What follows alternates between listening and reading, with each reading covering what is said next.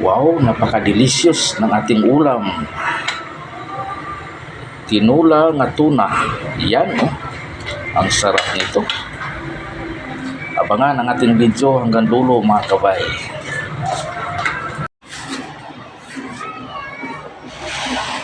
Isdang tuna. Yan, ang sarap nito. Ang sarap sa sabaw. Ito yung lutuin natin.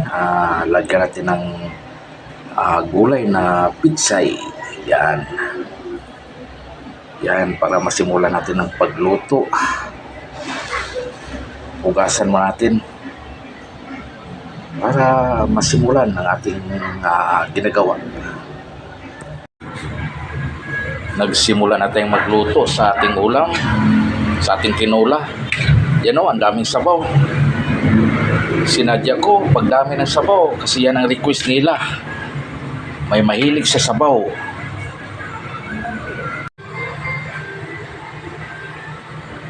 Malapit nang kumukulo ang ating tinula, yung tinulang isda na tuna. Yan oh. Yan, pag kumukulo ito, isunod natin ng pagtimpla. At saka ilagay yung ihalo natin itong dahon, yung pitsay. Yan.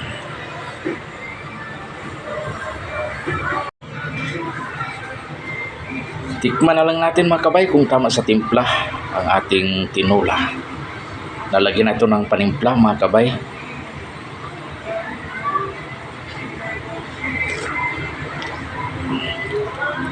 Okay.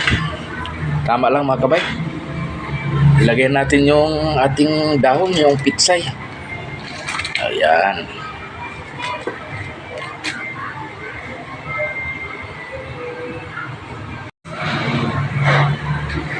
Yan, malapit na natin hainin ang ating tinola. Yan oh. Mabilis lang maluto itong dahon, mga kabay. Yan, napakasarap nito. Yung sabaw. Tinulang isdang tuna.